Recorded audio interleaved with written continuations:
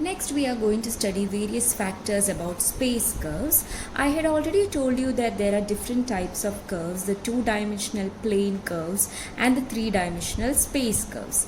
In the previous classes, we were dealing with plane curves. Now, in the coming classes, you are going to study about space curves. So just like for the plane curves, space curves also have unit tangent vector, unit normal vector and curvature. They are all defined in the same manner as that of the plane curves. So try to do problems regarding space curves using the definitions of kappa, t and n of the plane curves. It is very easy. You can actually do it in the similar way. Next, we are going to deal with the definition of torsion and binomial vector. First of all, what is a binomial vector?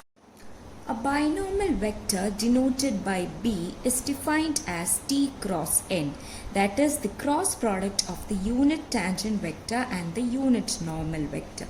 So you know that by the properties of cross products, if a vector A is equal to B cross C, then A will be perpendicular to both B and C. So here B is equal to T cross N, thus B will be perpendicular to both vectors T and N. Now let us see what is the magnitude of B. Magnitude of B will be equal to magnitude of T cross N, since B is defined as T cross N, which will be equal to the magnitude of T into magnitude of N sine 90 degree. This is because you know that A cross B is equal to magnitude of A into magnitude of B sine theta, where theta is the angle between the two vectors A and B. Here T and N are the two vectors. You know that T is the tangent and N is the normal, and always the tangent will be perpendicular to the normal. Thus the angle between them will be 90 degree. That is why we have given here sine 90 degree. Now you know that T is unit tangent vector, so its magnitude should be 1.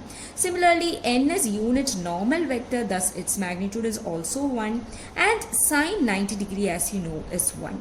Therefore, magnitude of B will be equal to 1, which means that the binomial vector is a unit vector, and you already studied that B is perpendicular to T and N. Thus, the binomial vector is a unit vector perpendicular to both the vectors T and N.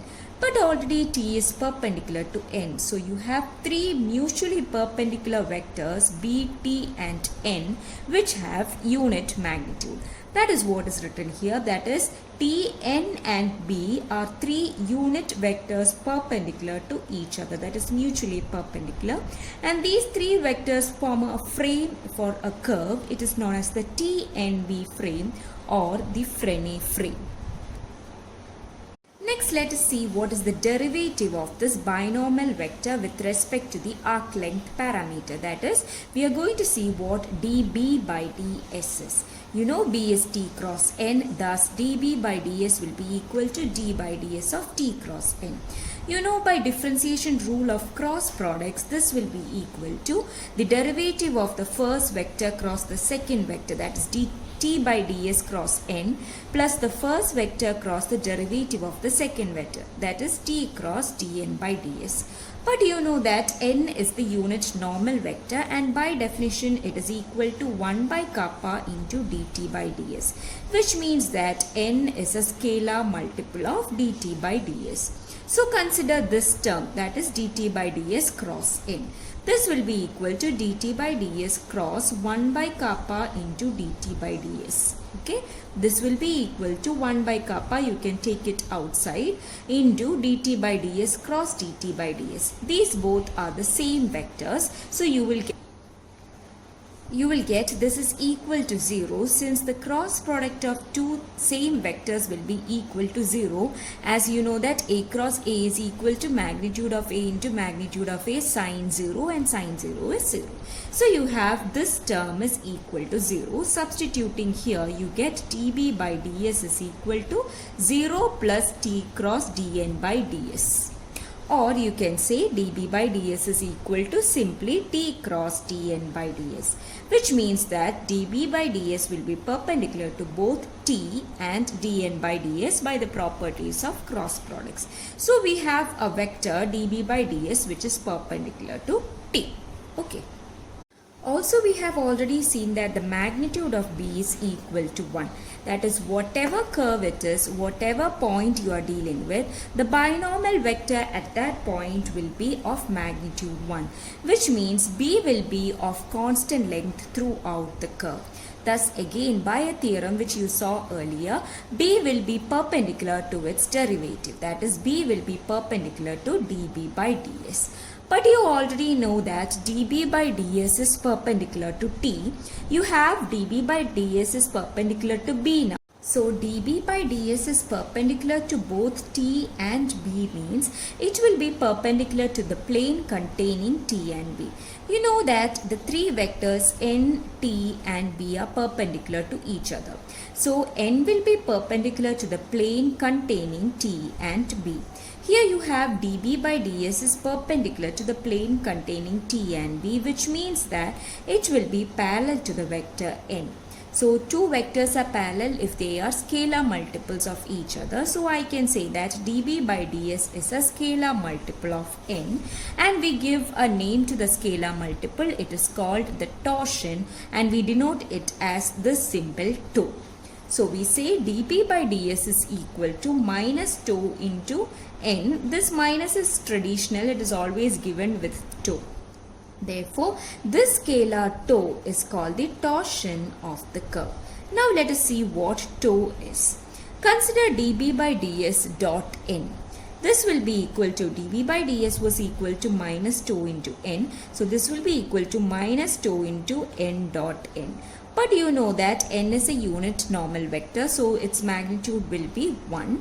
And n dot n is, you know, it is magnitude of n into magnitude of n into cos 0. That is, you have magnitude of n square, but magnitude of n is 1, so you have minus τ alone here.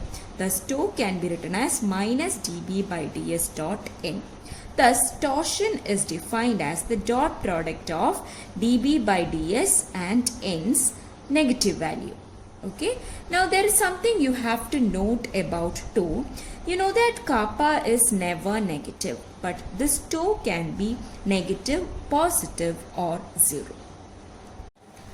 Next, we are going to study some definitions regarding the three vectors t, n and p. First of all, the osculating plane, that is the plane containing t and n, or the plane determined by the vectors t and n, that is the unit tangent and the unit normal, is called the osculating plane.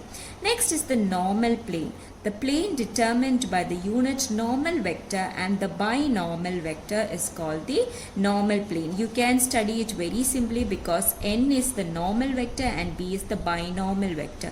You have normal in both these terms, so you call it the normal plane. Next is the rectifying plane. The plane determined by the binomial vector and the tangent vector is called the rectifying plane. Now with this you can study what kappa, that is curvature, and τ, the torsion is. Kappa, which is equal to magnitude of dt by ds, is defined as the rate at which the normal plane rotates. That is the rate at which the plane determined by n and b rotates. Next is torsion. Torsion is the rate at which the osculating plane rotates. That is the plane determined by t and n. How it rotates, that is called the torsion.